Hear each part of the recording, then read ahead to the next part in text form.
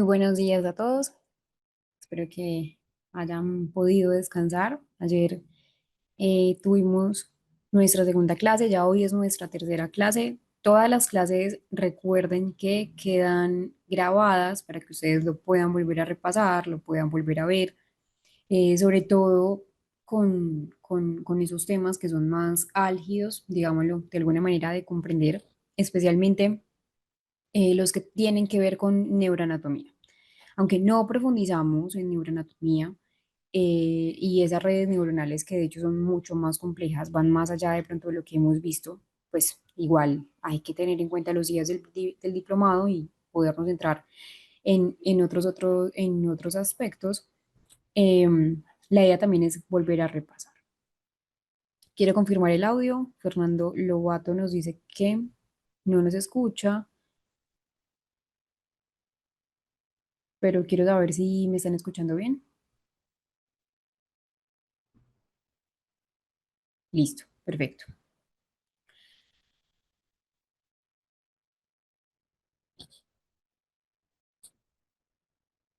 Hoy vamos a continuar con las teorías explicativas. Ayer entonces estábamos revisando un poco lo que era una de las teorías explicativas y era la teoría de la mente, la cognición social. Son dos aspectos fundamentales. Nosotros no podemos nunca desligar la parte de lo social con la teoría de la mente. Al fin y al cabo es lo que nos hace como tal tener buenas habilidades en ese reconocimiento de las emociones, en esa capacidad también para comprender las emociones de los demás, esos pensamientos, esos sentimientos de los demás y no solamente eso.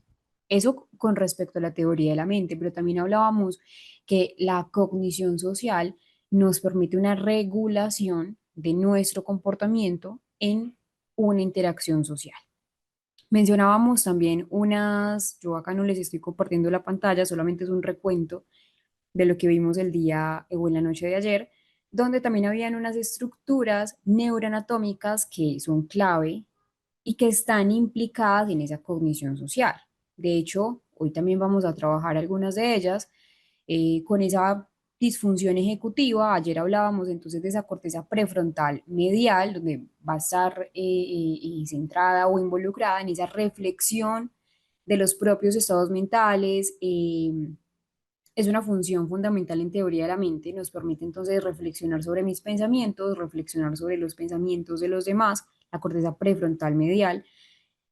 También tenemos la orbitofrontal, que también la vamos a trabajar, que está relacionada con esa evaluación de lo que son las recompensas sociales, con esa evaluación de los castigos sociales, de ese control de nuestros propios comportamientos en una situación social. ¿Cómo así? Es lo que nos permite, por ejemplo, si estamos en un grupo, pues no interrumpir o de pronto no salir de la conversación en el que estamos. Y la ventromedial, recordemos que son tres partes fundamentales de lo que es la corteza prefrontal, que a su vez esa corteza prefrontal hace parte del lóbulo frontal, que es más grande. Esa ventromedial va a estar en una participación de lo que es la toma de decisiones en un contexto social, de la regulación de las emociones, y también hablábamos de lo que era la amígdala. Aunque la amígdala no hace parte de lo que es el prefrontal, pues la amígdala tiene que ver también con lo que es el tema de la cognición social, de la teoría de la mente. Pues la amígdala es fundamental para que nosotros podamos, primero, detectar nuestras emociones. La amígdala las detecta, tiene que ver con sistema límbico, que el sistema límbico es un sistema de procesamiento emocional, tiene que ver con un procesamiento emocional como tal, una detección de las emociones, sobre todo con esas emociones que podríamos llamar más viscerales, más entre comillas, primitivas, no es el término, en lo que es la ira y lo que es el miedo, por ejemplo, que nos hacen o siempre nos han acompañado como seres humanos, y esta amígdala pues también participa en lo que es la formación de un juicio social, lo que es el tema de la confianza, lo que es el tema de la lectura de las intenciones de los demás.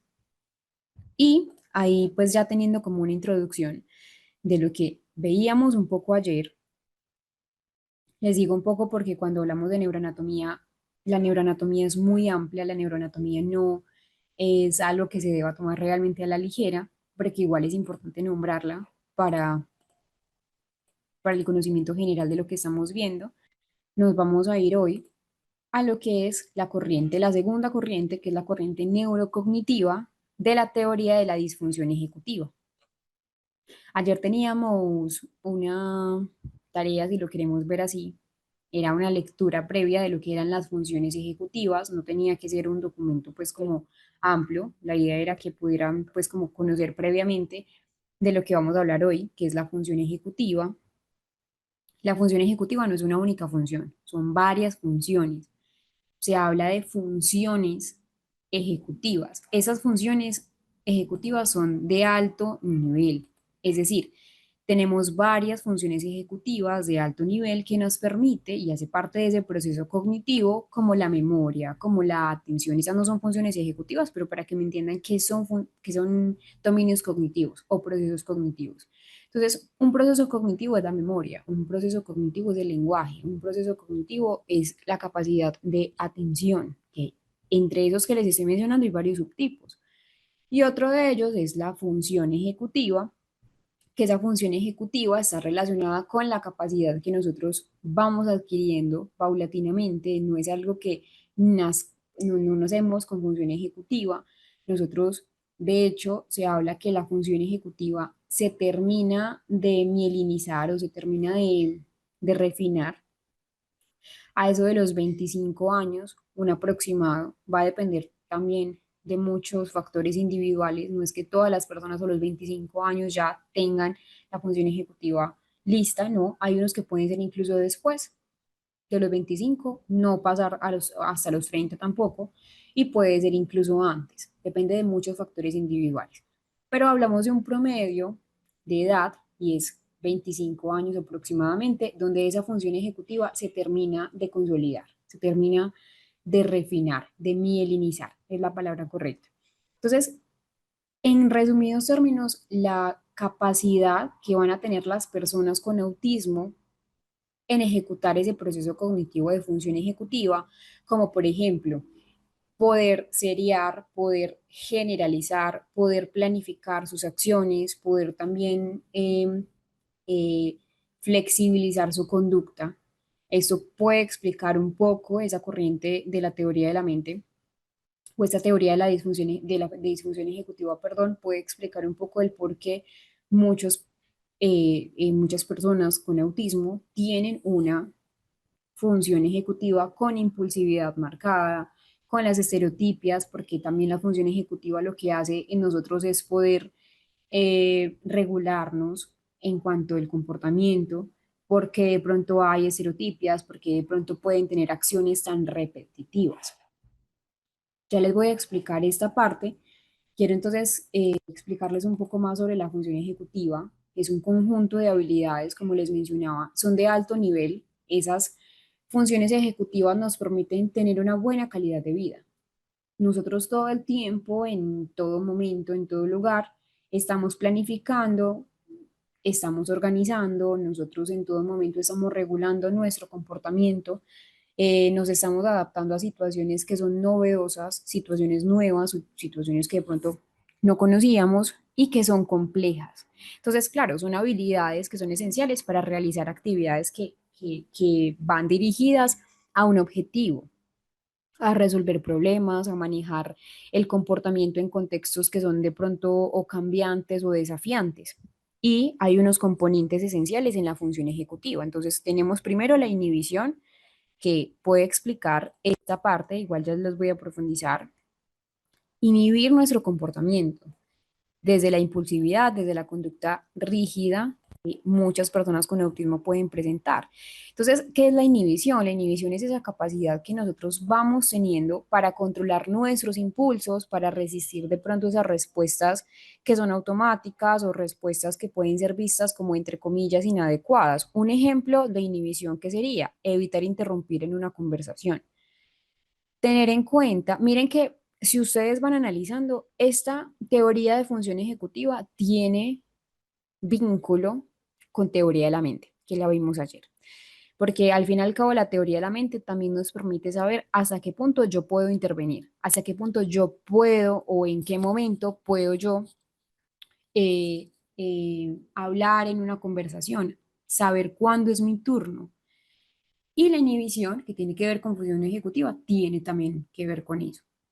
Otro componente, porque recuerden que función ejecutiva son varios componentes, otro componente de función ejecutiva es la memoria de trabajo. Aunque tiene el término memoria, la función ejecutiva comparte también con memoria de trabajo. Entonces, la memoria de trabajo hace parte de memoria, que es un dominio, otro dominio cognitivo, y hace parte de también función ejecutiva. La memoria de trabajo es lo que nos permite a nosotros retener una información durante muy breve tiempo. Hace parte de la memoria de trabajo de una memoria a corto plazo, no pasa al almacén de largo plazo, es retener esa información, manipular la información temporalmente para realizar tareas complejas. Un ejemplo de memoria de trabajo, recordar instrucciones mientras se ejecutan. Eso tiene que ver con memoria de trabajo. Y en el autismo hay un déficit en eso, en esa comprensión de instrucciones, sobre todo de índole verbal. No es que no lo comprendan, eso quiero que quede muy claro, porque cuando hablamos de función ejecutiva, cuando hablamos de memoria, cuando hablamos de atención y otros dominios que nosotros, dominios neuropsicológicos que vamos a ver en el autismo, no tiene que ver con un coeficiente intelectual. Son dos cosas diferentes. Yo puedo tener buen coeficiente intelectual, pero puedo tener alteraciones en la memoria o en la atención. Entonces, son dos cosas diferentes, coeficiente intelectual y dominios cognitivos. Una memoria de trabajo, otro ejemplo de memoria de trabajo, para que de pronto me puedan entender un poco qué es o a qué hago alusión a memoria de trabajo, es cuando yo les pido a ustedes, supongamos, hagamos un ejercicio. Yo les voy a decir a ustedes unos números, una serie de números, una cantidad de números, y ustedes me lo dicen al revés de como yo se los leí. Hagamos un ejemplo. Si yo les digo 1, 7, ustedes me tienen que decir al revés 7, 1. El primero pasa a ser el último. Si yo a ustedes les digo 8, 4, 4, ustedes me lo dicen al revés. A eso apunta memoria de trabajo. Recordar esa información, 8, 4, 4, 8, 9, 4, 4, y decírmelos al revés. Entonces, sería 4 y etcétera. A eso apunta memoria de trabajo. Y de hecho, en la evaluación neuropsicológica, en el autismo hay una alteración, pues un perfil típico de alteración en memoria de trabajo. Otro componente de la función ejecutiva tiene que ver con flexibilidad mental o flexibilidad cognitiva, que es una habilidad que nosotros vamos adquiriendo para poder adaptarnos a nuevas demandas, para poder cambiar de estrategia. Es decir, si yo sé que en un momento dado una estrategia no me funcionó, si yo sé que en mi plan A no fue el correcto, entonces yo qué paso a plan B. Si el plan B no me dio, ¿qué paso a plan C? Hasta plan Z, un ejemplo. Pero en el autismo hay un déficit ahí, hay un déficit en, si yo sé que de antemano no me funciona un plan y que tiene que ver también con esa generalización, si yo sé que no me funcionó el plan, pues cambio de plan. Otro ejemplo de flexibilidad mental, que tiene que ver pues como con esa conducta rígida, como cambiar de plan si uno no me da. Si yo sé que iba a salir, supongamos, y cae un diluvio, cae una lluvia, una tormenta muy fuerte, pues bueno, cancelo el plan y pospongo el plan si se puede. Pero en el autismo a veces no pasa eso. Si es ese plan, es ese plan y ya. Entonces, como tener en cuenta esos aspectos que vamos a ir nombrando y que vamos a ir profundizando mucho más en ese núcleo número 3, en ese módulo 3, donde hablamos mucho más de la evaluación de función ejecutiva. En el autismo también no solamente hay pues esa flexibilidad cognitiva alterada, que es cambiar de enfoque si un plan inicial no me funcionó, sino que también en la planificación y en la organización, es decir, esa capacidad de establecer metas, diseñar estrategias, coordinar todos mis recursos cognitivos, emocionales, físicos para poder lograrla. Por ejemplo, preparar un proyecto siguiendo un paso ordenado. A veces les puede costar. Si uno de los pasos, en muchos casos, valga la redundancia, no funciona, se altera. Eh, y pues realmente acá hay que hablar de, eso igual es un dato curioso, no es que sea importante, pero quería tomar o retomar a Antonio Damasio. Antonio Damasio en 1978 nos dice o nos menciona, él es un neurocientífico, es un médico neurólogo. Les recomiendo mucho que lean a Antonio Damasio, van a aprender muchísimo con él. Él nos dice que lo que pasa en el trastorno del espectro, él simplemente nos da esa analogía, que lo que pasa en el trastorno del espectro autista y lo que pasa en una persona que tiene una lesión en el lóbulo frontal, por eso hablamos de función ejecutiva, porque tiene que ver con prefrontal, que esa persona puede tener una sintomatología muy similar a lo que podemos encontrar en el autismo. Importante, no es que una persona con un daño frontal vaya a tener autismo, no es que una persona con un traumatismo craneoencefálico de etiología prefrontal vaya a tener autismo, no, eso no sucede así. Porque algo que quiero clarificar es que el autismo no se adquiere, no es que yo tengo 30 años y me accidenté y tuve una lesión prefrontal, voy a tener autismo, no, eso no pasa. El autismo es neurobiológico, desde esa configuración de la ontogenia del sistema nervioso central, no se adquiere, a diferencia de un traumatismo craneoencefálico, ¿cierto? Para lo que quiere o lo que quería explicar Antonio Damasio era que una persona con autismo y una persona con una lesión del lóbulo frontal, que él le llama pacientes desfrontalizados, son pacientes muy frontales. ¿Por qué? Porque había ausencia de teoría de la mente más que empatía, teoría de la mente, hay una conducta estereotipada. Lo mismo podemos encontrar con pacientes con una lesión frontal de, de gravedad variable, también hay que decirlo. Podemos encontrar unos intereses rígidos, podemos encontrar unas reacciones catastróficas, conductas impulsivas. Entonces, a eso quería apuntar como tal, Antonio Damasio, en esa comparativa. Realmente se los menciono más como por conocimiento general. Y ahora volvamos a esta parte de la neuroanatomía de la función ejecutiva.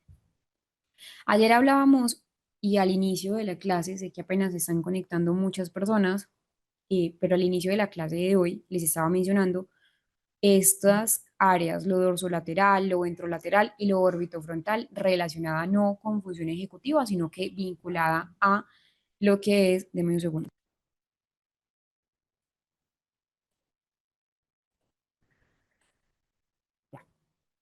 sino que vinculada con lo que es la teoría de la mente que estábamos viendo ayer, pero también tiene mucho que ver con función ejecutiva. De hecho, la función ejecutiva es principalmente prefrontal. Nosotros tenemos unas áreas que son importantes. En este caso tenemos, por ejemplo, la dorsolateral, que es la primera que tenemos acá. Todo esto de acá, voy a prender este para que ustedes lo vean, desde el surco central hasta todo este aspecto, es todo esto, incluso esto que es el área de Brodmann 7 y 4 y 6, perdón, tenemos entonces lo que es el prefrontal, el frontal, todo esto. Pero esto que está más sombreado o lo que está en azul, de diferentes tonos, tonalidades, es el prefrontal, que se divide en dorsolateral, ventrolateral y orbitofrontal. Lo dorsolateral tiene que ver con la planificación, con saber cómo actuar. Lo ventrolateral tiene que ver también con esa parte de la inhibición, de cómo yo me controlo en un contexto, cómo yo me controlo de pronto en un ambiente. Lo dorsolateral a su vez está asociado con planificar, con la memoria de trabajo que les expliqué, con la flexibilidad a nivel cognitivo. Y lo orbitofrontal está involucrado en esa regulación de nuestras emociones, con esa toma de decisiones basadas en recompensas. Hay algo muy importante y es que nosotros debemos entender que cuando hablamos de emoción y hablamos de tomas de decisiones, van vinculadas. De pronto la gente lo suele confundir y piensan que emoción y razón son dos cosas diferentes. No, nosotros tomamos decisiones también basadas en esa parte emocional. Entonces, la teoría de la disfunción ejecutiva intenta explicar esas limitaciones que nosotros encontramos en el trastorno del espectro. Por ejemplo, algunas ya se las he mencionado. Déficit en la organización, dificultades a la hora de secuenciar pasos para solucionar un problema. A veces se sienten o se pueden sentir abrumados a la hora, por ejemplo, de diseñar un problema y ejecutar esos pasos hacia un objetivo. En la vida cotidiana se puede traducir como dificultades o problemas para organizar sus tareas escolares, para manejar múltiples pasos en actividades cotidianas, para resolver de pronto problemas complejos. Entonces, esas alteraciones en funciones ejecutivas son muy comunes, tienen un impacto significativo en la vida cotidiana. De hecho, una de las intervenciones, una de las terapias que se deben centrar en el autismo es esta, función ejecutiva, porque la magnitud de las alteraciones varía, eso siempre va a variar. Es decir, cuando yo les explico esto de las limitaciones, no es que todas las personas con autismo tengan déficit en todos estos, no, pero sí el común denominador va a tener una marcada dificultad. ¿Qué se agrava o que debemos entender? Que a medida tenemos tres niveles de apoyo, esto creo que ya quedó muy claro, que no se habla de Asperger, que ya no se habla de otras subcategorías que habían antes en el DSM-4, ya se habla es un autismo nivel uno, nivel 2, nivel 3 en cuanto a los apoyos que una persona requiere. Según ese nivel de funcionamiento, va a variar y pues según las características individuales, va a variar esas alteraciones en funciones ejecutivas. Pero en el común denominador, esas dificultades van a estar relacionadas con la explicación de comportamientos repetitivos, que de hecho es uno de los criterios diagnósticos para poder clasificar a una persona en el diagnóstico de trastorno del espectro. También están los problemas de comunicación y de la adaptación social.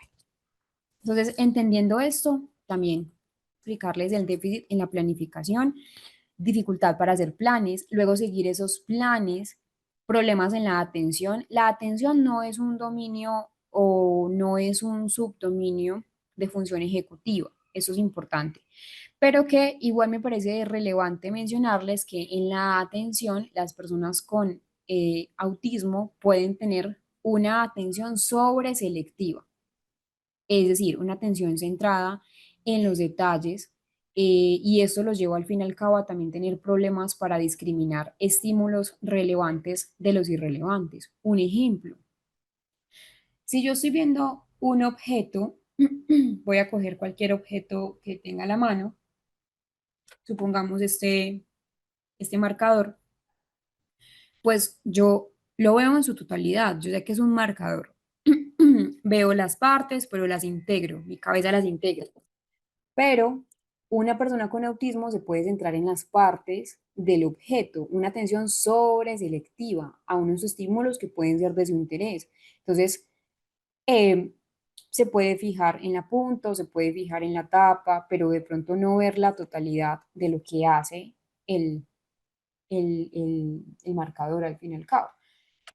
Y también tenemos una inhibición de respuesta, suelen tener una resistencia a interrumpir una conducta en un momento adecuado. Acá no solamente está la parte verbal, sino también está la parte, por ejemplo, del tema de lo relacionado, lo vinculado con las estereotipias.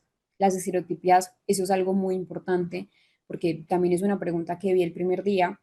Nosotros vamos a ir resolviendo pues inquietudes como a lo largo del diplomado, pero las estereotipias, a no ser que es escaso, estereotipias que estén atentando contra su integridad física, que son muy pocas, de hecho, pues eh, las estereotipias no hay por qué frenarlas. Las estereotipias son formas de regular su comportamiento, formas de regular su emoción. Las estereotipias a veces aparecen porque se sienten tranquilos con la estereotipia. Entonces hay, por ejemplo, una inhibición de respuesta o también en hablar a destiempo, hablar y hablar sin de pronto tener en cuenta al otro.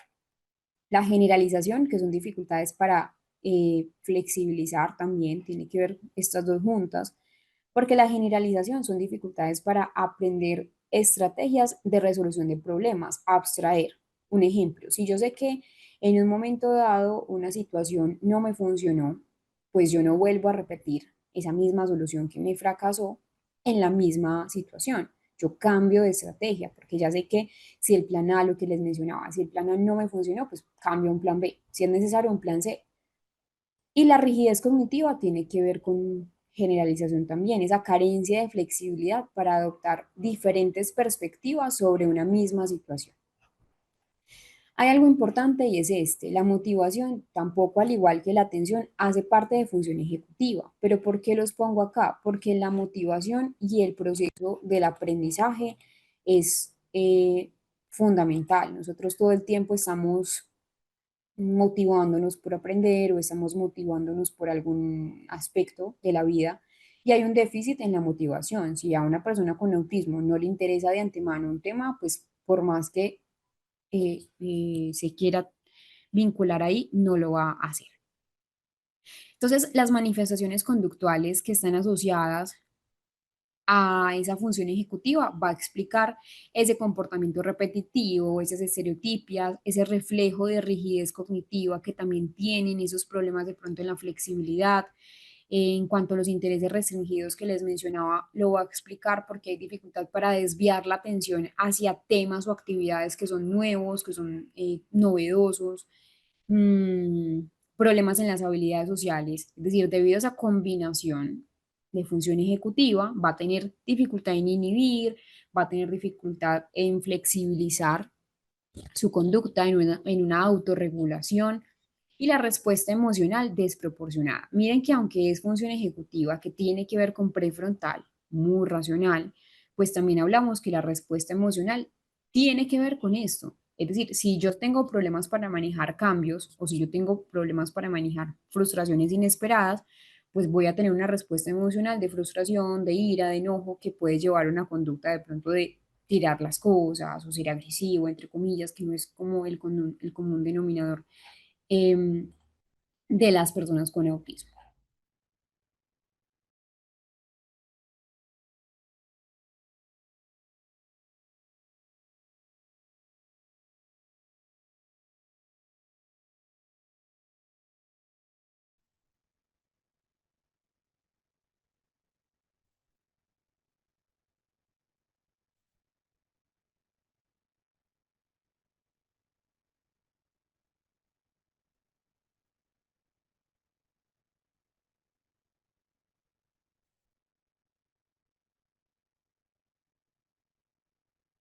Sí, ya se los compartí.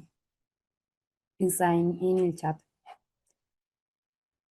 Entonces, eso tiene que ver con función ejecutiva, pero resulta que al igual que nosotros veíamos ayer, eh, esas redes neuronales que están involucradas, esas redes más funcionales, son redes neuroanatómicas que están involucradas en lo que es la teoría de la mente, también tenemos unas redes neuroanatómicas que van a estar involucradas en ese control cognitivo, en ese control inhibitorio. Y son las siguientes.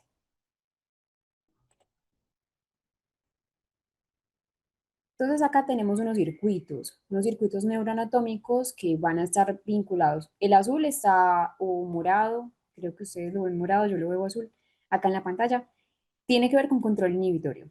Y lo otro es el control cognitivo que está en rojo. Estas dos áreas tienen que ver con lo que es esas redes vinculadas con el sistema ejecutivo. Entonces el control o todo lo que ustedes ven en rojo está relacionado con planificar, con organizar, con lo que tiene que ver con resolución de problemas, con esa toma también de decisiones, con función, pues en general con esa parte de la flexibilidad cognitiva. Y acá hay unas áreas. Lo que ustedes ven, y es esta parte, que es CPFDL, es la corteza prefrontal dorsolateral, que tiene que ver con la coordinación, con la planificación, con esa parte del pensamiento abstracto, este de acá, ese que ustedes están viendo acá.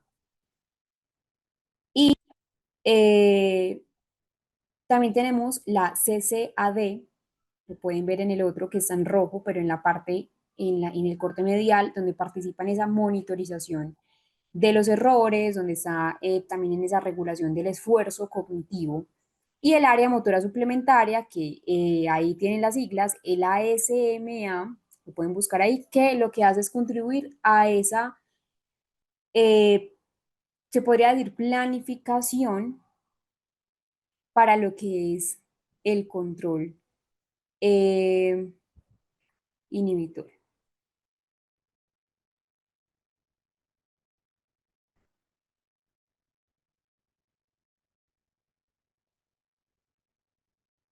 Luego tenemos la parte azul o morada. Yo lo veo morado, pero es azul realmente. Entonces, eso se encarga, o esas áreas se encargan, todas las áreas que están ahí en azul se encargan de suprimir esa respuesta automática o respuestas que son inapropiadas. Y lo que hace es facilitar esa autorregulación y el autocontrol. Entonces, acá hay unas áreas que son la corteza orbitofrontal, que ya hemos hablado que la corteza orbitofrontal evalúa esas consecuencias, tiene que ver con ese control de los impulsos. Tenemos también esa corteza prefrontal ventrolateral, que es la CPVL, ahí está en la parte derecha, donde entonces lo que hace es inhibir esas conductas inapropiadas. Y también tenemos la corteza cingulada anterior rostral, lo que hace es que media en esa regulación de la emoción y el control de respuestas.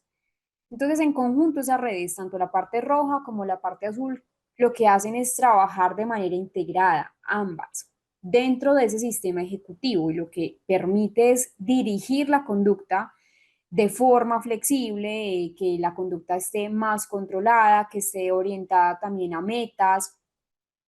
Son esenciales para la autorregulación, para la adaptación de un entorno que puede ser un entorno cambiante. Todas estas redes, tanto la azul como la roja, son redes vinculadas a ese sistema ejecutivo. Miren que tiene mucho que ver también con esa parte de lo prefrontal.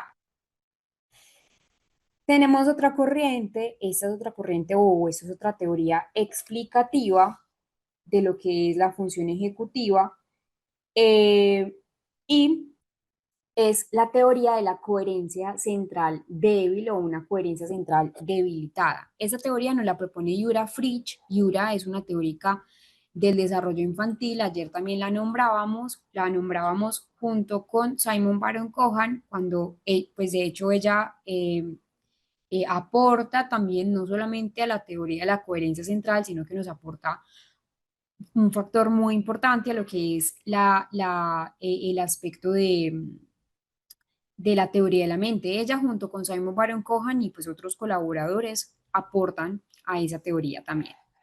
Pero entonces, hablando un poco de la teoría de la coherencia central, las personas con un desarrollo neurotípico poseen una tendencia natural a integrar esa información que perciben como un todo, mientras que las personas con autismo perciben el mundo de forma fragmentada, de forma inconexa, donde hay una atención extrema a los detalles más que en la totalidad. Lo que les explicaba hace un rato del lapicero, o el marcador. Yo puedo ver el marcador de forma global.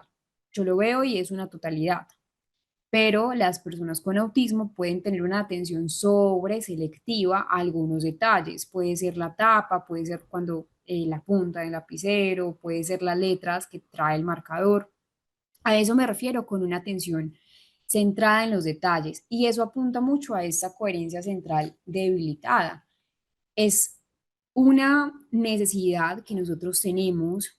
Nosotros todo el tiempo estamos utilizando los detalles de una conversación. Nosotros todo el tiempo estamos integrando, si estamos, por ejemplo, con una persona hablando, dialogando con ella, estamos entonces mirándola a los ojos, mirando esos pequeños microgestos de su rostro, lo que dice de cualquier cosa. Entonces, esto provoca, esa teoría de la coherencia central débil provoca que las personas con autismo tengan una información desintegrada, una información inconexa de esta información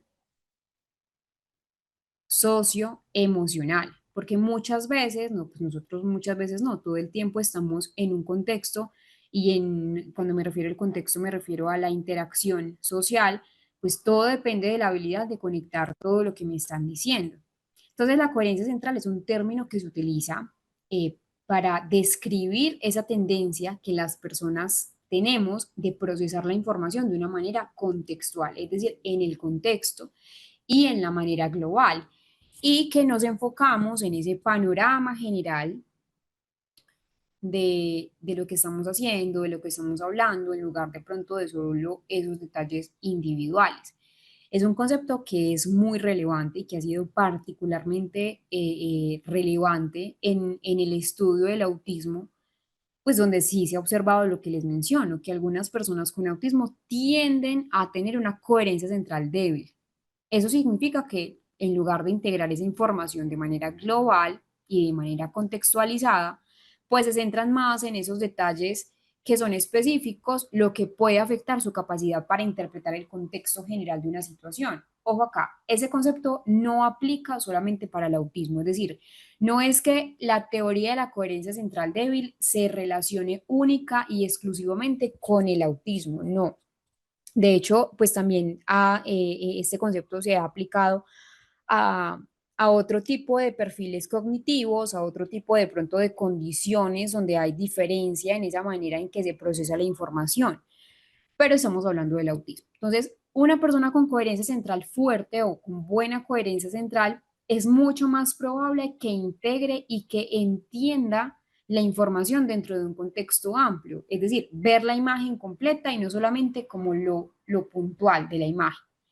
Pero una persona con coherencia central débil, que es el caso de muchas personas con trastorno del espectro autista, pues tienen dificultades en cuanto a conectar esos detalles individuales en un todo consentido o en un todo coherente. Y pues no solamente es una debilidad, de hecho, acá, bueno, acá les muestro a Yura Fritsch, ella es Yura Fritsch, ella es Yura Fritsch la que propone o que centra un poco el término, también les da una habilidad. Esa coherencia central les da también una habilidad a las personas con autismo y la habilidad es, por ejemplo, poder sobresalir en tareas que requieren esa atención al detalle. Por ejemplo, en tareas como el arte, como matemáticas, como ciencia, donde requieren mucho detalle. Entonces, volviendo al término, la coherencia central es un constructo cognitivo que nos propone Yura Fritsch, una psicóloga del desarrollo, la pueden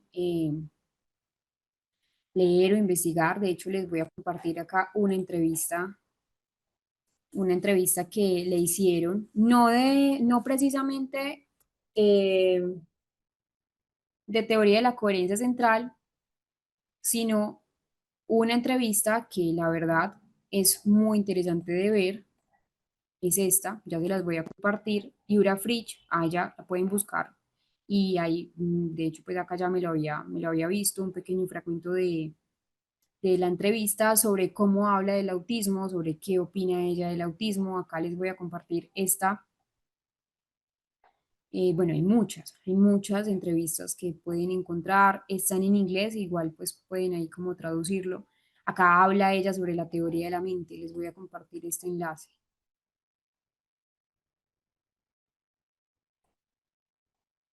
Ahí ella habla sobre teoría de la mente. Recuerden que ella, junto con Simon Baron Cohen, pues nos da una mirada de lo que es la teoría de la mente.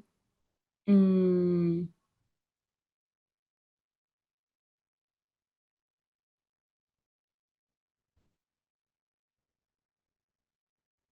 y esa que les compartí es de teoría de la mente. Y les voy a compartir otra sobre los talentos del autismo que ella nos da también. De hecho, es muy interesante escucharla.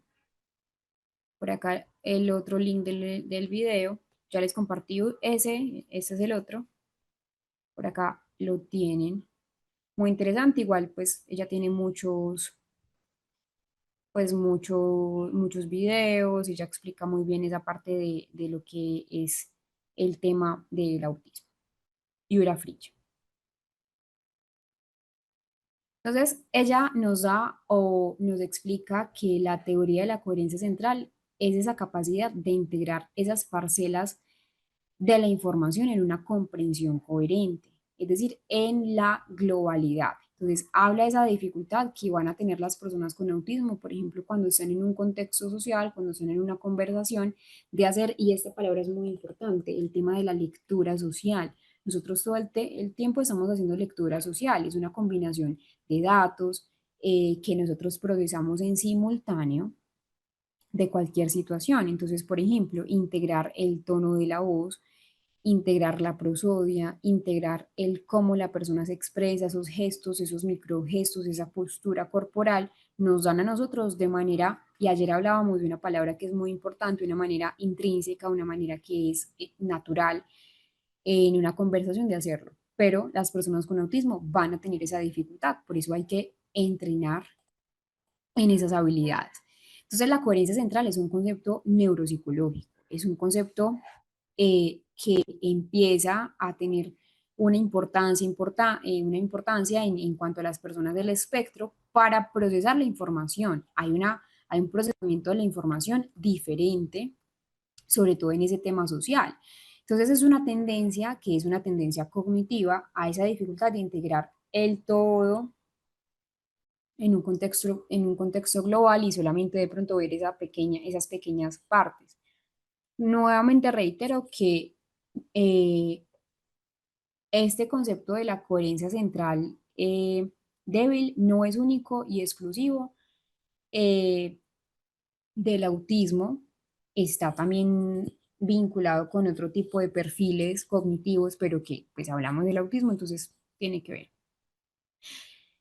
Y ahora nos dice que esa coherencia central débil tiene, eh, digámoslo así, unas características centrales. Primero es que, claro, hay una dificultad de comprender el contexto en una situación social, no captar ese sentido implícito de una conversación o de pronto interpretar de forma muy literal esas expresiones figurativas o el sarcasmo. ¿Cómo así? Latinoamérica es un territorio donde utilizamos muy seguido dichos populares o frases populares que pueden tener un doble sentido. Un ejemplo, está lloviendo a cántaros. Una persona con autismo puede preguntar, ¿y dónde están los cántaros? Eh, o un diluvio, y la persona puede decir, pero ¿cuál diluvio? Solamente es una lluvia. O si una persona, o tú le dices a una persona con autismo, igual también recuerden que eso depende mucho del grado, tú tienes un corazón de oro. Al yo expresar esto, muchos de ustedes pueden entender qué estoy queriendo decir. No le estoy diciendo la forma literal, estoy explicándole esa forma figurativa, un doble sentido. Pues al yo decir, tú tienes un corazón de oro, pues yo estoy queriendo decir que es una buena persona, que es una persona dadivosa, que es una persona, bueno, pero la persona lo puede interpretar de manera literal.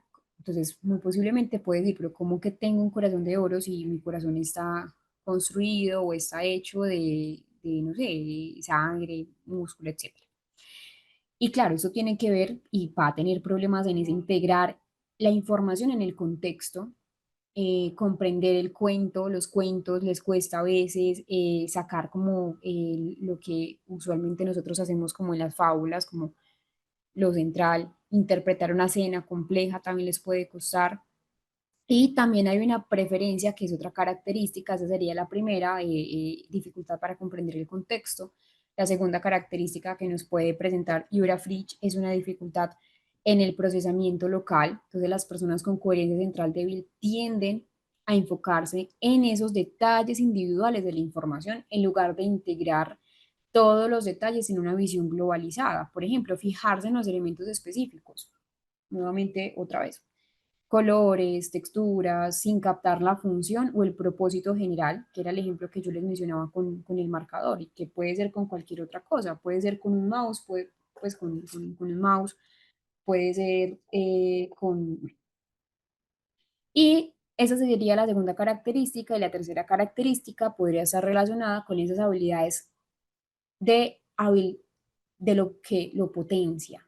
Al tener una baja coherencia central, también hace que tengan habilidades específicas en lo que está asociado con habilidades sobresalientes, es decir, en tareas que requieren una atención al detalle, en tareas como por ejemplo matemáticas, artes o áreas de pronto donde necesitan como la técnica de la programación, de software, bueno, lo hace digámoslo así, más, más hábiles. Y la evaluación neuropsicológica, entonces pruebas de integración visual, por ejemplo, figuras globales, esa parte también del test de Nabon, tareas de comprensión verbal, interpretar metáforas, bromas, el contexto de una historia y problemas de procesamiento a nivel perceptual para poder evaluar esas situaciones. Entonces, cuando nosotros hablamos de una ubicación en el contexto social, requerimos primero captar el sentido de las palabras más allá de la literalidad. El ejemplo que les mencionaba. Si yo le digo a una persona, tú tienes un corazón de oro, pues es saber que no es que le esté diciendo mm, el corazón de oro literal, es eso, diciéndole que es una persona dadivosa, eso diciéndole que es una persona de pronto eh, eh, muy dada a ser buena persona. Identificar las claves faciales en el interlocutor. Es decir, y recuerden que pues si lo analizamos y si han podido de pronto integrar lo que hemos visto, estas teorías explicativas hasta esta que hemos visto hoy se van a relacionar todas. Por ejemplo, identificar las claves fáciles en el interlocutor tiene que ver con la teoría de la mente. Entonces, yo saber si la persona está triste, si tiene el ceño fruncido, por qué tiene el ceño fruncido, si la persona está así, aburrida, por qué está aburrida. Interpretar también esa intencionalidad implícita de la voz. ¿Qué quiere decir esto? Si una persona me habla con un tono de voz alto o con un tono de voz de mandato, sumado a esto, la clave facial, un tono de voz de mandato más un ceño fruncido, pues yo voy a saber que la persona puede estar enojada o que la persona es una persona autoritaria.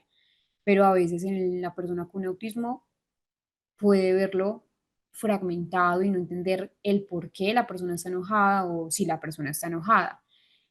Incorporar experiencias y recuerdos, ¿por qué?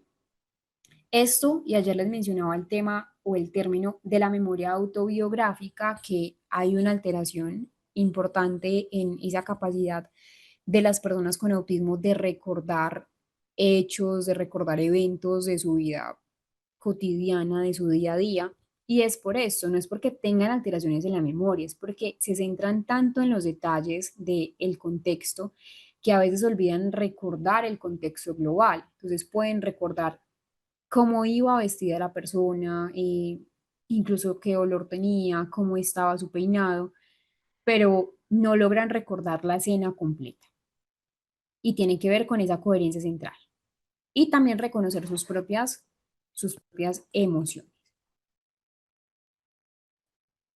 Entonces, en consecuencia, esa percepción desintegrada de la realidad les genera, según lo que es la teoría de la coherencia central, una percepción muy básica de la realidad, centrada en ese mundo físico y en esas parcelas inconexas del mundo real. Y acá viene una frase, una analogía. Dice la siguiente, los árboles no dejan ver el bosque. Analicemos esta frase.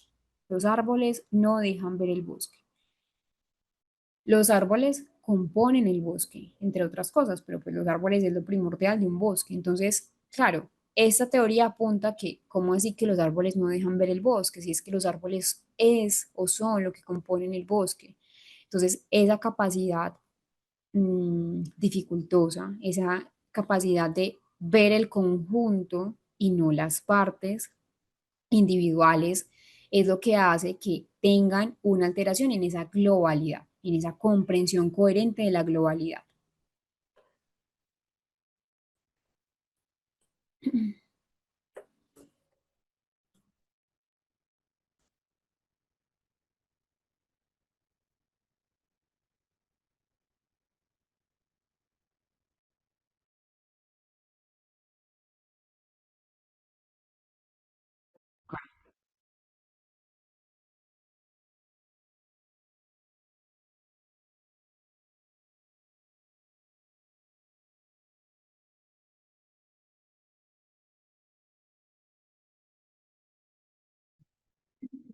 Bueno, tenemos otra teoría que es la teoría de las neuronas espejo.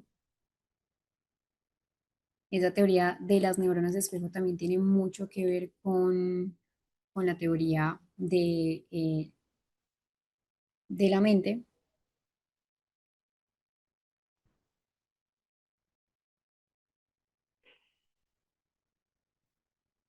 Bueno, por acá Cristal nos menciona, Cristal Mayora. También las rutinas influyen mucho, es decir, que ellos siempre hagan algo de una manera y que de repente se les cambie la rutina. Sí, y tiene que ver mucho con función ejecutiva, con lo que hablábamos de la flexibilidad mental.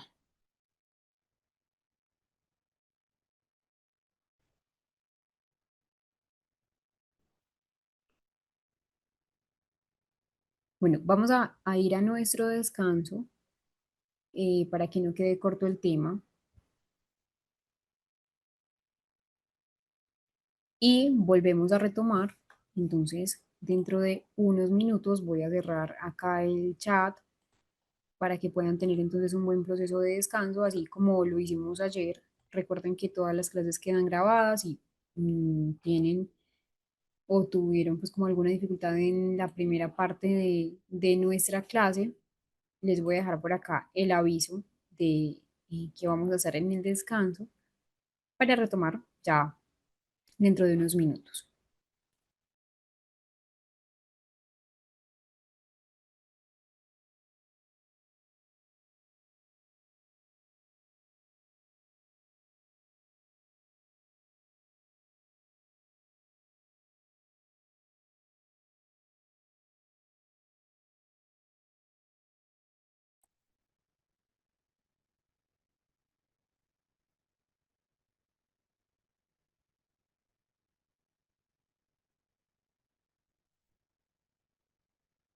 Bueno, el tema de la teoría de las neuronas espejo es una teoría que tiene como base eh, o soporte biológico del término, ese concepto psicológico que vimos ayer, que es el término de la empatía.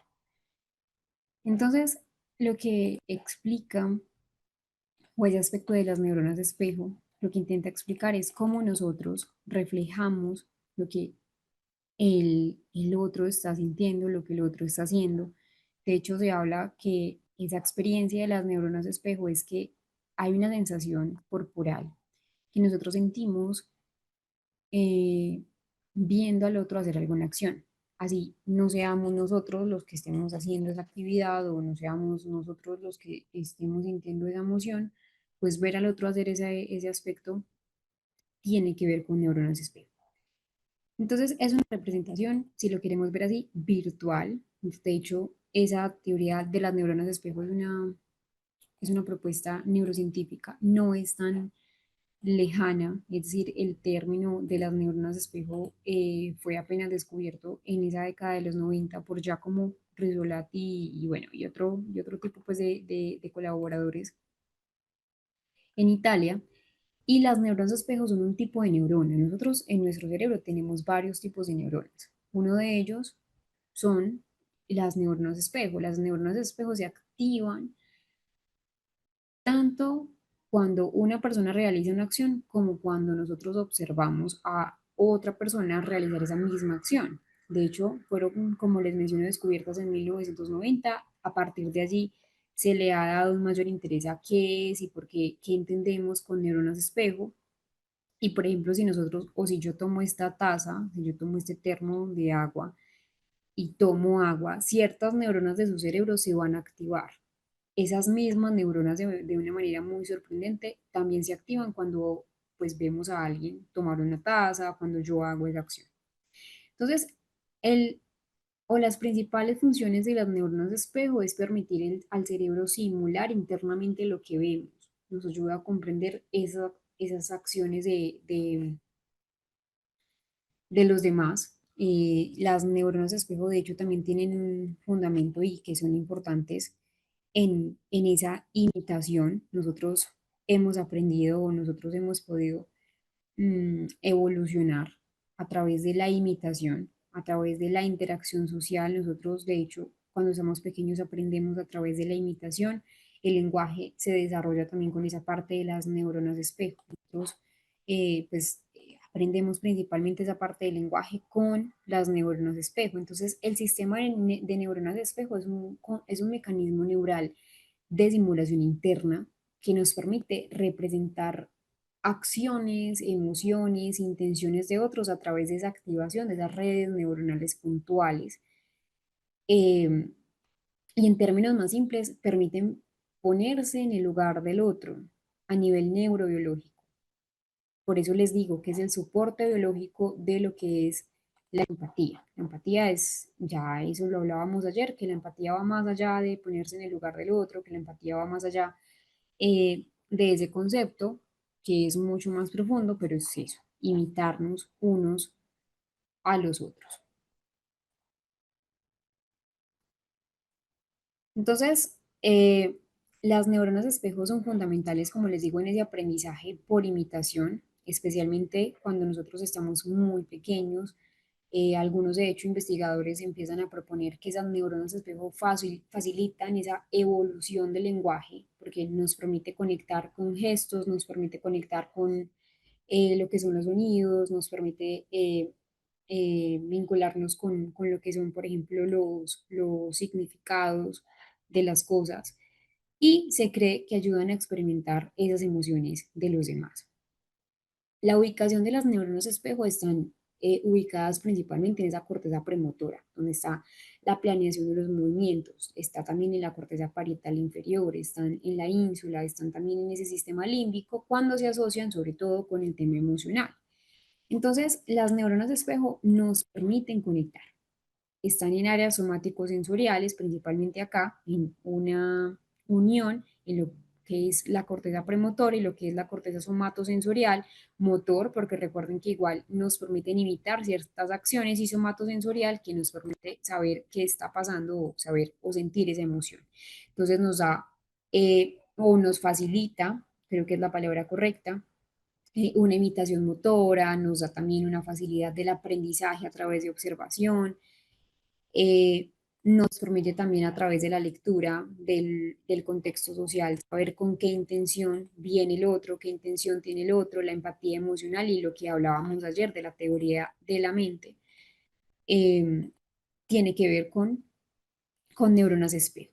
Y cuando se relaciona con el autismo, entonces, hay muchos autores que han empezado como a teorizar un poco más, empezaron a crear una hipótesis, que es una hipótesis llamada la disfunción del sistema de neuronas espejo en el autismo, así se llama la hipótesis que crearon. Entonces, según esta teoría, las personas dentro del espectro de, lo que hacen es presentar o lo que tienen es una alteración o más bien una hipoactivación. Hipo es bajo, hiper es alto. Este concepto igual lo vamos a trabajar más adelante con la hipersensibilidad y la hiposensibilidad, pero este concepto entonces tenemos que tiene hipoactivación del sistema de neuronas espejo, lo que según esta teoría afecta a esa capacidad de qué, de imprimir ese sentido emocional a esas expresiones faciales, de colocar ese sentido emocional a las expresiones faciales del otro, eh, de pronto adquirir esas habilidades sociales complejas, comprender las acciones y las emociones ajenas, ese desarrollo pues como de la empatía espontánea. No es que no tengan empatía, eso es muy importante, es una empatía espontánea. Y eso explica ese punto de vista neurobiológico del que también es importante hablar, varios de los rasgos muy característicos del espectro. Entonces, claro, están las alteraciones en la comunicación no verbal, los problemas de la interacción social, una interacción social recíproca, bidireccional, en doble sentido, esos déficits en la comprensión de las emociones, la mentalización de la que hablábamos ayer, esa representación mental de las acciones y de las emociones del otro. Entonces, en general, eh, cuando hablamos de neuronas espejo, hablamos que en el autismo hay un déficit, hay una dificultad y que de hecho ya también en algunos estudios de resonancia magnética funcional, en algunos resonadores funcionales, pues se ha podido ver en esas técnicas de neuroimagen que hay menor activación de ese sistema frontoparietal. Por eso les digo que las neuronas espejo están ubicadas en lo que es lo frontal, pero también en lo parietal, acá, frontal y parietal. Entonces, miren, acá está esa parte de la corteza motora frontal, parietal, somatosensorial. Entonces, tiene que ver con esa parte, con menor activación, una hipoactivación de ese sistema frontoparietal espejo, que así se llama, durante tareas de imitación, de reconocimiento facial en personas con autismo, eh, digámoslo así, que hay una correlación entre una hipoactivación de ese sistema espejo, de ese sistema de neuronas espejo y esa severidad de los síntomas sociales.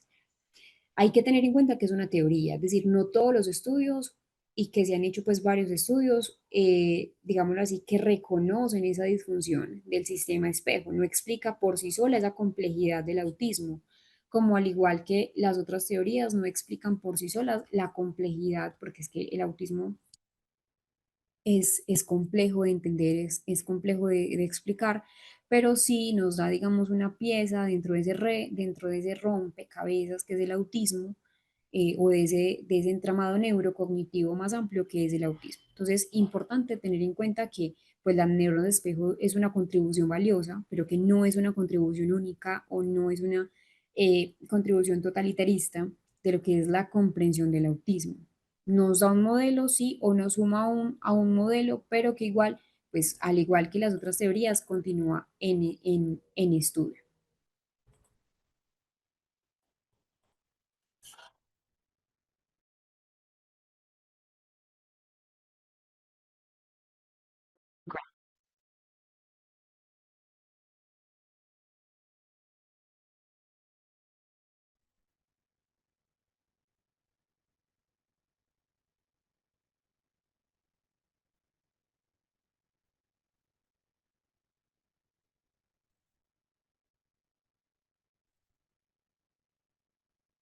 Adicional a las neuronas de espejo, nosotros también tenemos unas estructuras neuroanatómicas que cuando nos ponemos en el lugar del otro se van a activar.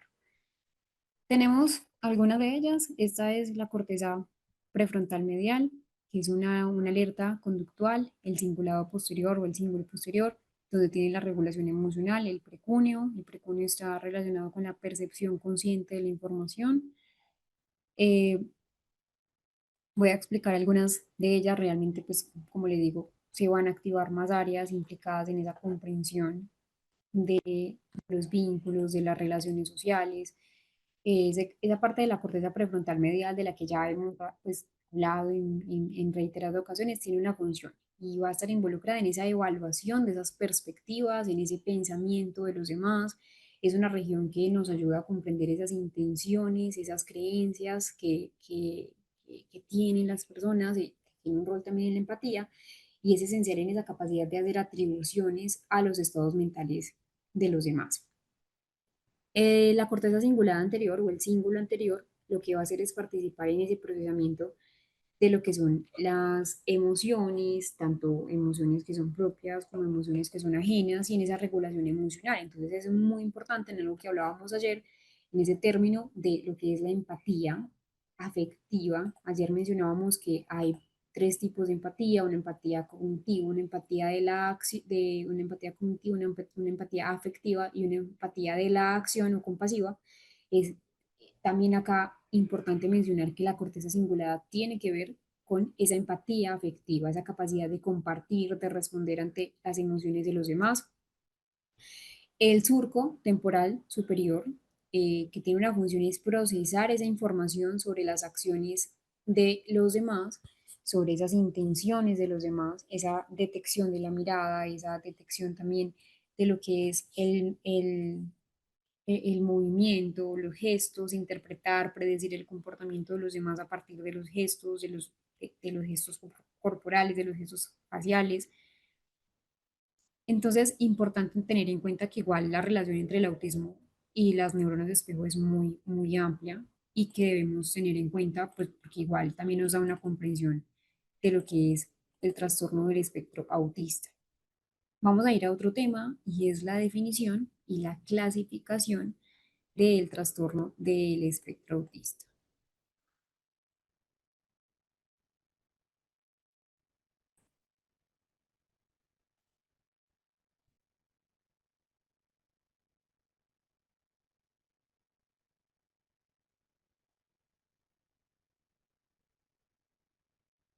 Esa es una recomendación, es una serie infantil, pero a pesar de que es una serie infantil, se la recomiendo. Y se llama Pablo. La serie la pueden encontrar, pues como les digo, va a variar pues como de un país a otro esas plataformas de streaming, pero la pueden encontrar en Nat Geo Kids. Eh, es una serie, como les digo, es infantil, pero que es muy bonita. Nos cuenta la historia sobre de Pablo. Pablo es un niño de 5 años y medio, que es el personaje principal, donde entonces nos muestra una, o nos da una comprensión un poco más de lo que es el, el, el autismo, de cómo se ve el autismo, de pronto también para los niños eh, comprender si hay un aula, eh, pues si hay alguien en el aula de clase con autismo, también invitar de pronto a que los niños se la vean. Mm, en algunos países sé que está en Netflix. Eso, como les digo, varía. Igual sigue siendo una serie animada. Cuenta la historia entonces de Pablo. Pablo es el personaje principal. Se enfrenta a muchos desafíos. El protagonista entonces es Pablo, quien tiene autismo. Y lo más relevante es que los personajes secundarios, pues del mundo animado de Pablo, representan diferentes rasgos del espectro autista. Eso es muy bonito. Por ejemplo, la sensibilidad sensorial, la necesidad de las rutinas rígidas y estrictas. Hay otro personaje que nos representa como esa literalidad del lenguaje. Entonces, eh, realmente es muy bonito porque nos da una representación de lo que es el autismo. Es decir, los personajes animados, por personajes animados me refiero a ellos cada uno es algo, cada uno representa algo del autismo. Entonces, es muy llamativo. También, por ejemplo, para el tema de los niños, si hay un hermano dentro de la familia que tiene autismo, también ponerle a ver esto a los hermanos, realmente aborda temas como las dificultades en la comunicación, las dificultades en esa comprensión social, el manejo de las emociones, cómo es esa transición eh, a una rutina diferente, la inclusión, el respeto también por esa parte de la diversidad. Entonces, bonito que lo puedan ver. Así se llama la serie.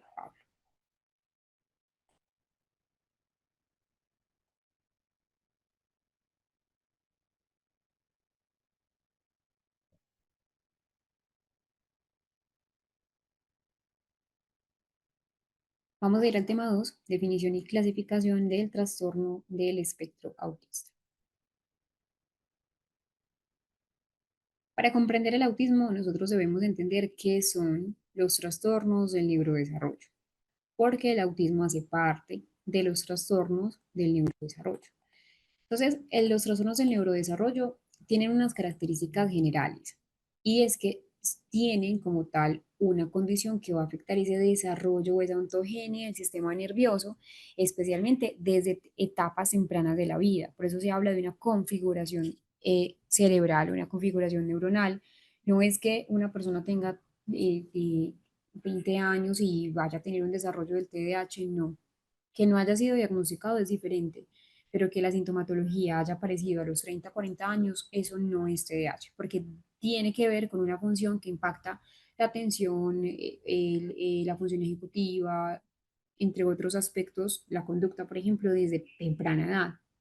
Entonces, los trastornos del neurodesarrollo impactan diferentes áreas cognitivas, diferentes funciones. Algunos afectan la atención, otras afectan el lenguaje, otros afectan también esa parte de la cognición y la conducta, las funciones ejecutivas que hablábamos ahora. Hay algunos trastornos del neurodesarrollo que tienen que ver con la motricidad, con el tema de la socialización, como en el autismo, y que se manifiestan desde la infancia. Como se manifiestan desde la infancia y tiene que ver con esa configuración del sistema nervioso, de cómo procesa la información, va a persistir durante toda la vida.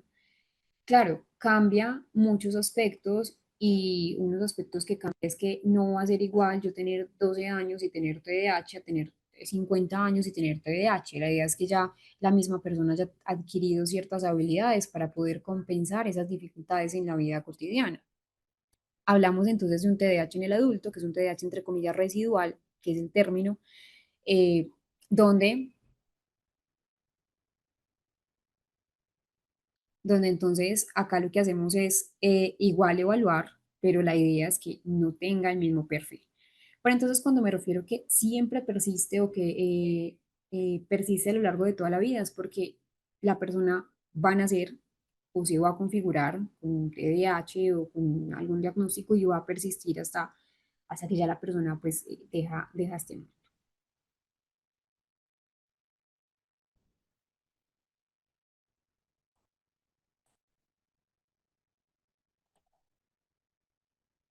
Esos trastornos del neurodesarrollo entonces tienen que ver con alteraciones y con dificultades cognitivas, conductuales que van a interferir con esa adecuada maduración y ese adecuado funcionamiento del cerebro.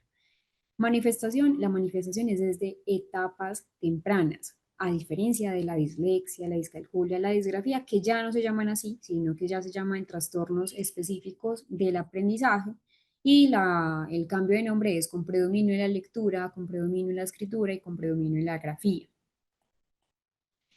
Esos trastornos del neurodesarrollo son los siguientes. Son trastorno del espectro autista, del que hemos estado hablando, trastorno por déficit de atención y hiperactividad, que ya en algunos momentos lo hemos tocado, la discapacidad intelectual, que realmente se llama un trastorno del desarrollo intelectual, trastorno del aprendizaje específico o trastornos del aprendizaje específico, que ahí es lo que yo les digo, con predominio en la lectura, con predominio en la grafía, la escritura y con predominio en el cálculo, lo que antes era dislexia, discalculia, disgrafía, y los trastornos motores y los trastornos de la comunicación. Todos estos guardan una relación.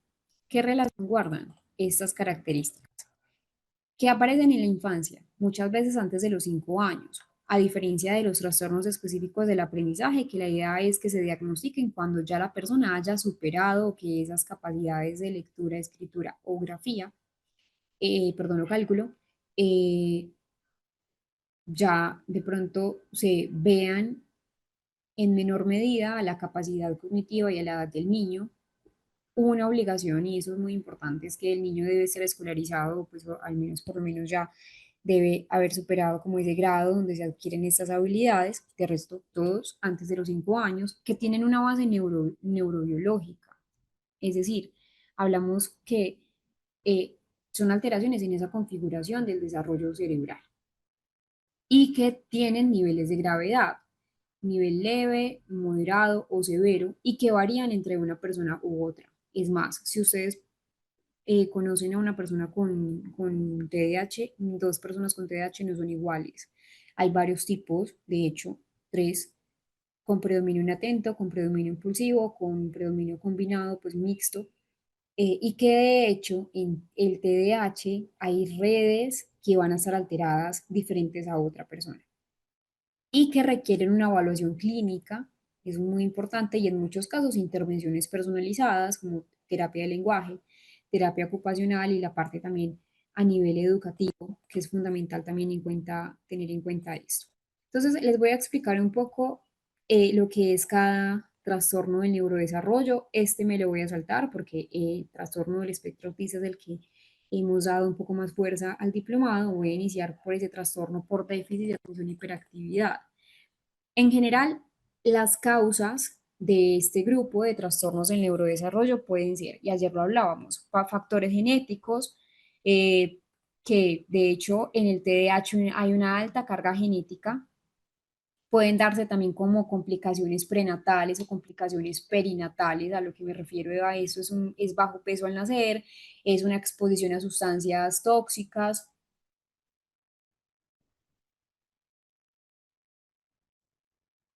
Disculpen. Es un daño cerebral temprano, es lo que hablábamos ayer y que era una pregunta si el niño estuvo expuesto a una hipoxia. No quiere decir de antemano que es que el niño ya tuvo una hipoxia y que ya va a desarrollar un trastorno del neurodesarrollo. Siempre hablamos del tema y es la palabra que me encanta y es las probabilidades.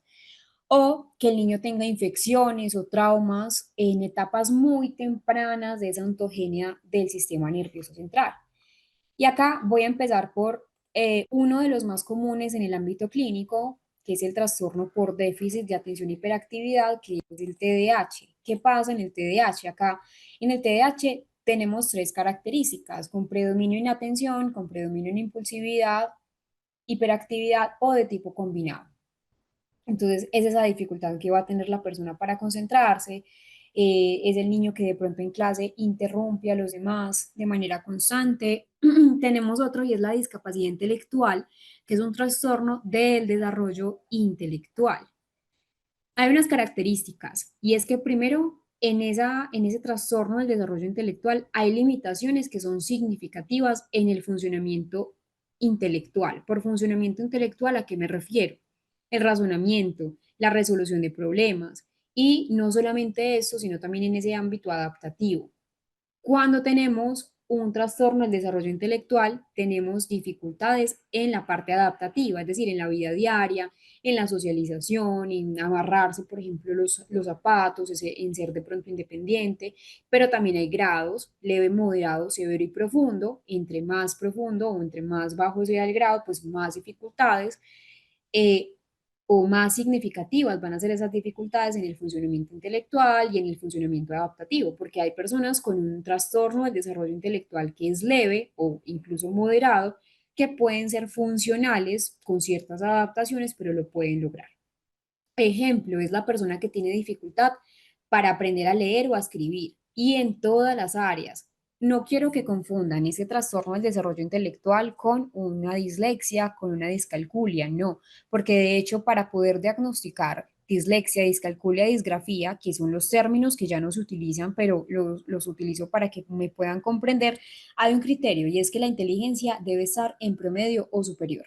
Entonces, cuando me refiero a un trastorno del desarrollo intelectual es porque todas las áreas les va a o le va a costar un un poco más que los niños promedio o los niños de tu edad.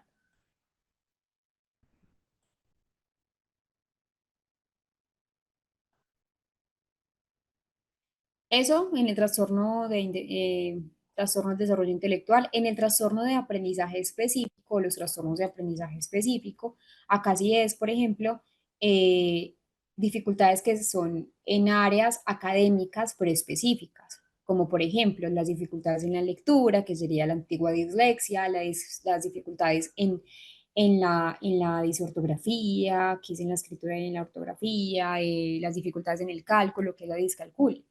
También tenemos otros que son los trastornos de la comunicación. Esos tienen subtipos, igual esto lo vamos a profundizar en el módulo 4, donde tenemos un trastorno del lenguaje, donde tenemos un trastorno de la comunicación pragmática, el trastorno de la fluidez verbal, que es lo que se conocía antes como la tartamudez, y el trastorno fonológico. Y también tenemos trastornos motores, que son trastornos del desarrollo de la coordinación, que es una dispraxia. La dispraxia, de hecho, pues es muy común en trastornos del neurodesarrollo.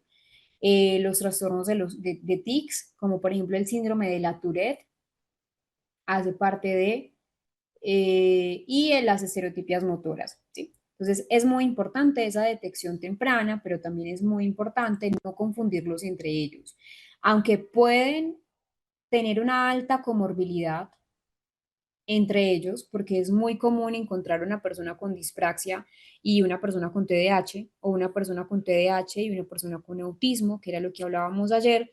Sí, son comórbidos, pero el hecho de que sean comórbidos no es que se fusionen, no es que se pierda esa línea divisoria entre un diagnóstico y otro, no, son diferentes en cuanto a su naturaleza, pero pueden combinarse. Por ejemplo, pues cuando hablamos de ansiedad y depresión, se puede presentar ansiedad y depresión en el autismo. De hecho, es muy común. Se puede presentar ansiedad y depresión en el TDAH, también es muy común, pero son dos etiologías o dos entidades clínicas diferentes al, al diagnóstico de autismo. Lo mismo pasa pues también como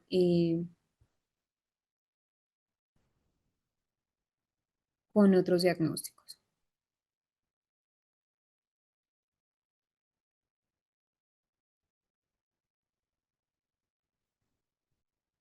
Teresa nos pregunta, cuando se presentan las ecolalias o retraso del habla, ¿se puede entender como trastornos de la comunicación? Sí, se puede entender como un trastorno de la comunicación. También hace parte del autismo. Por eso, cuando vamos a hacer o cuando vayan a hacer un diagnóstico clínico, de hecho, uno de los, esperen un segundo, conecto la pantalla del computador que está, que se me descarga, ya les continúo con la explicación.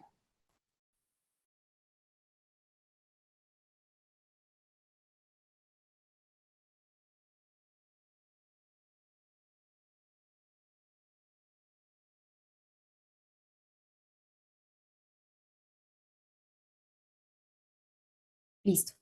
Lo que les mencionaba es que De hecho, hay unos criterios de exclusión para que sea autismo. Si solamente, y acá es muy importante la pregunta que nos hacían en este momento, que les voy a repetir la pregunta, Teresa Gómez nos hace la pregunta: cuando se presenta ecolalias o retraso del habla, ¿se puede entender como trastorno de la comunicación o hacen parte del autismo? Sí, hacen parte del autismo, pero para poder diagnosticar el autismo debe tener otros criterios, que es una triada diagnóstica, que son los algoritmos nucleares del autismo, que debe ser también limitaciones en la comunicación social, limitaciones de pronto en esa parte como de las rutinas, una inflexibilidad. Si solo se presentan las ecolalias, al solo presentarse las ecolalias y no presentarse los otros perfiles clínicos, hablamos de un trastorno de la comunicación, porque no cumple con los otros criterios diagnósticos del autismo. Entonces, en general, todos los trastornos del neurodesarrollo tienen alteraciones funcionales, tienen alteraciones en la estructura del sistema nervioso, en ese mecanismo de desarrollo. Entonces, las habilidades no se presentan o lo hacen de manera diferente a como se deberían presentar. A veces, en muchos casos, hay un retraso en ese alcance de los hitos esperados para la edad y al igual que pues debería ser, como hay una alta comorbilidad entre ellos, al haber una alta comorbilidad entre ellos, requiere de intervenciones multidisciplinarias. Entonces, no es solamente dejar al niño con fonoaudiólogo, que es muy importante, es importantísimo el fonoaudiólogo. No es solamente dejar al niño con terapeuta ocupacional, no es solamente que el niño lo vea psicología o neuropsicología, no, es un factor integral para que el niño al fin y al cabo pues pueda adquirir mejores habilidades de la vida cotidiana. Siempre, y esto sí es un objetivo de intervención, siempre el objetivo de intervención va a ser ¿cuál? Mejorar la calidad de vida de las personas que asisten a las terapias. Y como nosotros, como personas sociales, como personas también del mundo cotidiano, tenemos diferentes áreas. Por eso hay que abordar todas las áreas, no solamente una. En la etiología tenemos factores genéticos, factores ambientales, que pueden ser complicaciones obstétricas, que pueden ser infecciones intrauterinas, de hecho el bajo peso al nacer también, y los tóxicos en el embarazo, la prematurez y las alteraciones en las redes neuronales. Nosotros tenemos dos espectros, si lo queremos ver como espectros, tenemos un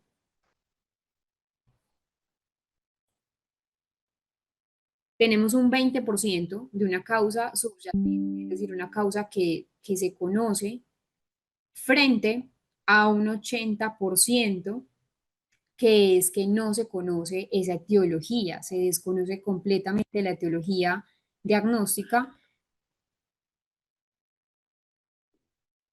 Muchísimas gracias, Vilma. Muchísimas gracias.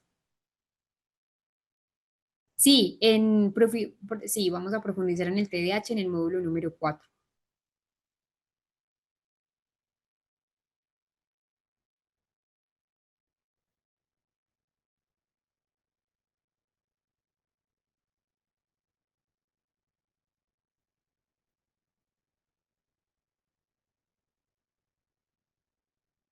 Ustedes están viendo mi pantalla, que me sale un aviso, denme un segundo que no sé qué pasa. Ya, creo que sí, ya la están viendo, ¿cierto?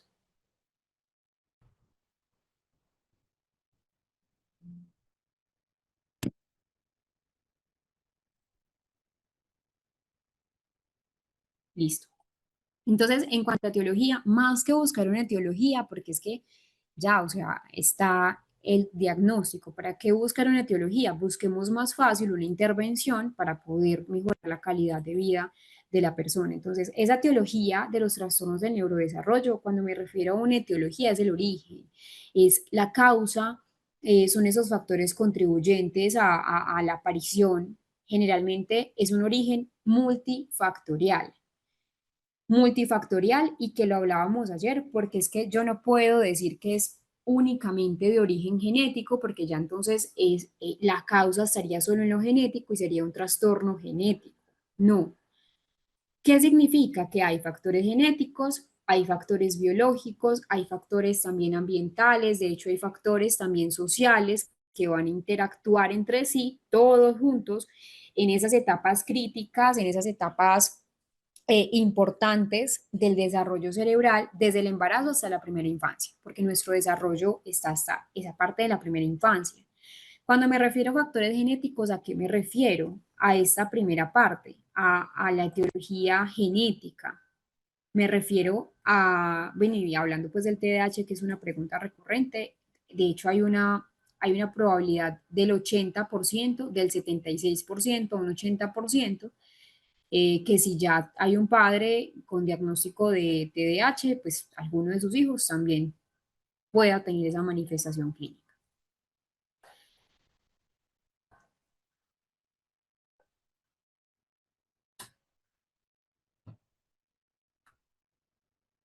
Y hay mutaciones en genes específicos, como les digo, hay unos genes relacionados con el TDAH, hay unos genes también relacionados con esa discapacidad intelectual y ya se ha empezado a investigar esos genes relacionados con el autismo.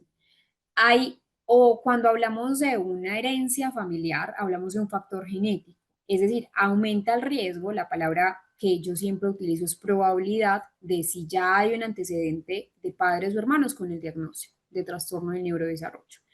Pero no solamente hay factores genéticos, hay mutaciones que son espontáneas, es decir, anomalías cromosómicas, donde está el síndrome de X frágil, del que también vamos a hablar. El síndrome de X frágil es muy importante. De hecho, es una de las causas hereditarias de discapacidad intelectual. Hablamos del síndrome de Down, que también es muy común. Pero también hay factores neurológicos, es decir, una disfunción en la migración neuronal, una disfunción en esa mielinización neuronal, en esa sinaptogénesis, en esa génesis de lo que son las neuronas y las células glías y la poda sináptica. Pero también hay factores prenatales. ¿Cuáles son los factores prenatales? Infecciones durante el embarazo. Unos conocidos es, por ejemplo, el virus del Zika, la rubeola, la toxoplasmosis, el citomegalovirus, cuando la madre ha estado, o cuando incluso el padre, porque es que también hablamos de la calidad de los espermatozoides, cómo ha sido un consumo de alcohol, de drogas, pues de sustancias psicoactivas, una exposición de pronto al plomo, si hay en la madre una nutrición deficiente, si la madre tiene bajo ácido fólico, si hay bajo yodo, si hay bajo hierro, al fin y al cabo, pues la cápsula de una manera u otra, donde nosotros o como el ser humano va a estar es en el vientre materno y el vientre materno debe estar 100% preparado para poder gestar. Entonces, todo este tipo de factores prenatales, de cómo está la madre gestante, cómo incluso está el donador de esperma, que sería pues el padre, todo esto va a influir en el proceso de neurodesarrollo. Por eso no hay una única causa, son multicausales o multifactoriales, pero también hay factores perinatales, es decir, si hay un parto prematuro, si hay un bajo peso al nacer, si hay una asfixia perinatal, si hay lesiones cerebrales al nacer. Y también es importante mencionar que es que no son únicos y exclusivos, pero sí son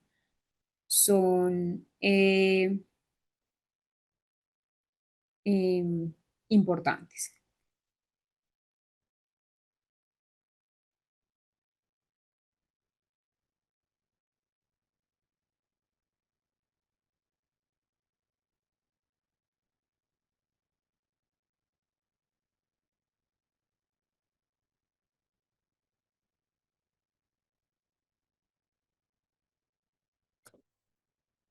Por acá una pregunta, nos la hace Priscila.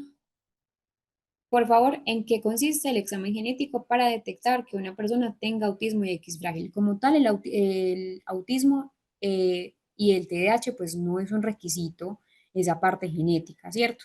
En el caso del autismo, no tiene un único gen, eso ya lo sabemos, es decir, sí se han identificado factores, pero no hay, pues está ya un examen de cariotipo, de panel de genes de TDAH, pero no es, digámoslo así, un examen requerido. ¿Cuándo sí se necesita un, un examen genético? cuando hay una sospecha de un autismo sindrómico, es decir, un autismo que está vinculado con un síndrome subyacente, como el X frágil, como el síndrome de Rett, como el síndrome de Down también, donde hay que buscar el síndrome asociado, pero no el autismo, ni tampoco el TDAH.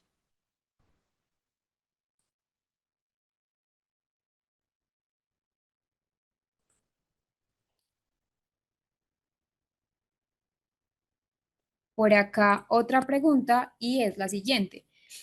Dominica nos dice, si en la discalculia, dislexia y demás que menciona que no hay problemas en el CI, en el TDAH sí existen problemas de coeficiente intelectual. No, en el TDAH el coeficiente intelectual suele ser normal, es decir, la mayoría de las personas tienen un coeficiente intelectual promedio igual a la población general que va de 90 a 110 aproximadamente. Porque el TDAH no es un trastorno de la inteligencia, sino un trastorno del control atencional ejecutivo. Entonces, si por ejemplo yo tengo un diagnóstico de TDAH y a su vez tengo un diagnóstico de, o la persona saca un coeficiente intelectual de 70, es un diagnóstico errado de TDAH. ¿Por qué?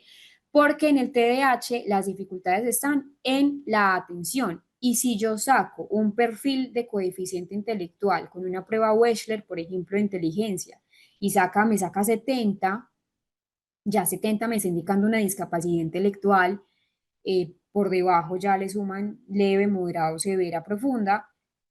La explicación de por qué la persona tiene dificultades atencionales se va a relacionar con qué, por la discapacidad intelectual. Entonces, es importante tener en claro que pues no hay un CI bajo en el TDAH, es decir, los síntomas obviamente van a bajar un poco el coeficiente intelectual, van a variar las puntuaciones, pero pues el perfil cognitivo de TDAH debe ser un patrón típico de un coeficiente intelectual heterogéneo dentro de los límites o los estándares pues, como normales. Sí, una pregunta. A Natalia Almonte nos dice, ¿puede una persona, se me perdió la pregunta, ya, ¿puede una persona con TDAH tener altas capacidades? Sí, de hecho es muy común. ¿Hay algo? Pues la respuesta es absolutamente sí. Una persona con TDAH puede tener una superdotación, que ya no se llama así, ya se llama pues un perfil de altas capacidades. De hecho, pues es muy común. Hay un término que es las dos E, se las voy a copiar por acá, dos E, que es doble excepcionalidad. Una persona con un alto coeficiente intelectual y con un perfil de TDAH, una alta capacidad y un TDAH como tal. Bueno, voy a dejar hasta acá. Ya vamos a cerrar la clase, ya estamos, ya son las 12 del mediodía. Recuerden que todas las clases quedan grabadas para que puedan volver a repasarlas, puedan volver a conocer los temas, sobre todo en algunos temas que de pronto necesitan volver a repasar. Eso siempre se los digo. Mañana nosotros no tenemos clase los domingos. Los domingos la idea es que descansen, que estén con sus familiares, que se puedan dar tiempo también para ustedes, es muy importante. Y nos vemos nuevamente el lunes. Un aviso. El lunes acá en Colombia o este lunes, que es 13 de octubre, es un día feriado, es un día festivo. Igual para las personas de Colombia nos vamos a conectar. La clase sí va a ser un poco más corta por el hecho pues como de respetar el descanso y todo, pero un aviso, igual el lunes tenemos clase, mañana no, los domingos no tenemos clase y ya, eran como mis avisos por lo pronto. Espero que descansen bastante, que puedan también pasar una buena tarde con sus familiares y un buen día de mañana y hasta el lunes nos vemos. Chao.